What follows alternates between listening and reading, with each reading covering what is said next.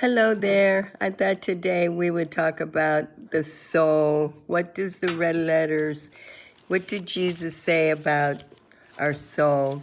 In Matthew 10:28, do not be afraid of those who kill the body, but they cannot kill the soul. Rather, you be afraid of the one who can destroy both your soul and your body. Matthew 16:23-27, Jesus turned and said to Peter, "Get behind me, Satan. You are a stumbling block to me, and you do not have in mind the things of God, but the things of men." And then Jesus said to his disciples, "If anyone would come after me, he must deny himself and take up his cross and follow me. For whoever wants to save his life will lose it. But whoever loses his life for me will find it. What good will it be for a man if he gains the whole world and yet forfeits his soul? Or what can a man give in exchange for his soul? For the Son of Man is going to come in his Father's glory with his angels, and then he will reward each person according to what he has done."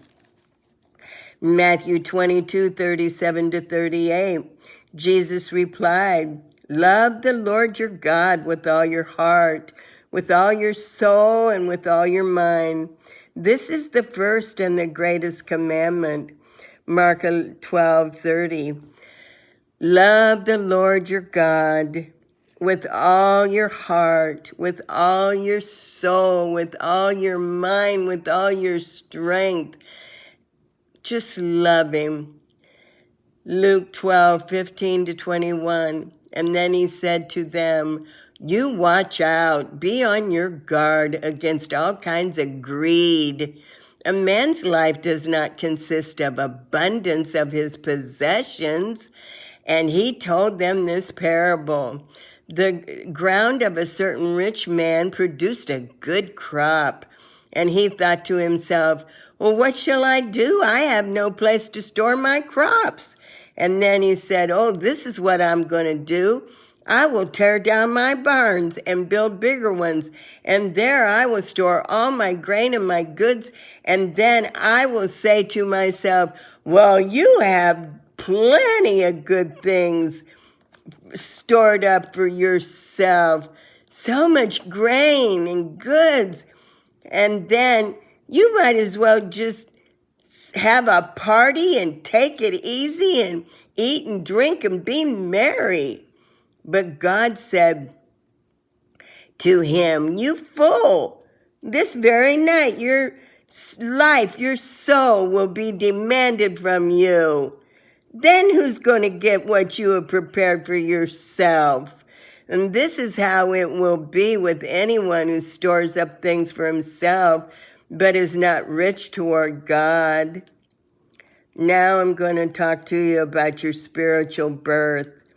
John 3:3-8, in reply, Jesus declared, "I tell you the truth, no one can see the kingdom of God unless he is born again." "How can a man be born when he's old?" Nicodemus asked. "Surely he cannot enter a second time into his mother's womb to be born." And Jesus answered, "Oh, I tell you the truth. No one can enter the kingdom of God unless he is born of water and of the Spirit. Flesh gives birth to flesh, but the Spirit gives birth to spirit. You should not be surprised at my saying, you must be born again.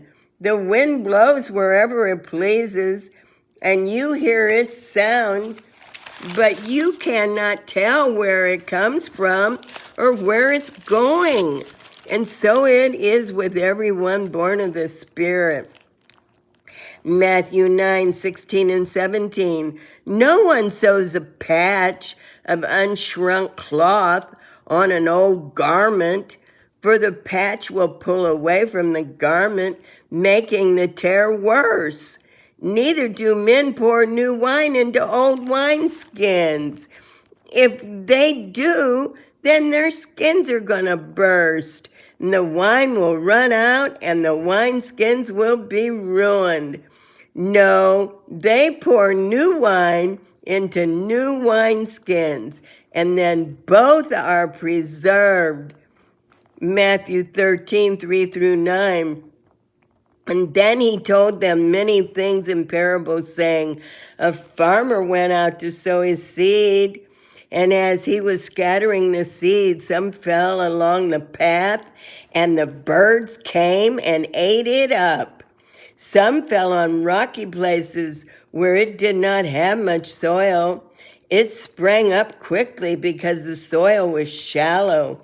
But when the sun came up, the plants were scorched, and they withered because they had no root. And then other seed fell among thorns, which grew up and choked the plants. And then still other seed fell on good soil, where it produced a good crop, 100, 60, 30 times what was sown. So he who has ears, let him hear. Matthew 13, 18-23. Listen then to what the parable of the sower means. When anyone hears the message about the kingdom and does not understand it, the evil one comes. He snatches away what was sown in his heart. And this is the seed sown along the path. The one who received the seed that fell on rocky places is the man who hears the word and at once receives it with joy. But since he has no root, he lasts only a short time.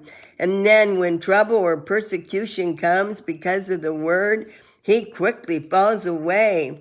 And the one who received the seed that fell among the thorns is the man who hears the word, but the worries of this life and the deceitfulness of wealth choke it, making it unfruitful. But the one who received the seed that fell on the soil is the man who hears the word, he understands it, and he produces a crop yielding 100, 60, 30 times what was sown. Matthew 18, 2-5. He called a little child, and he had him stand among them, and he said, I tell you the truth, unless you change and become like little children, you will never enter the kingdom of heaven.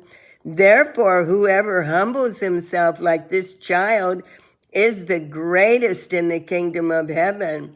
And then whoever welcomes a little child like this in my name, he welcomes me. Mark 4, 3-9. Listen, a farmer went out to sow his seed. I read that, so I'm going to read something else.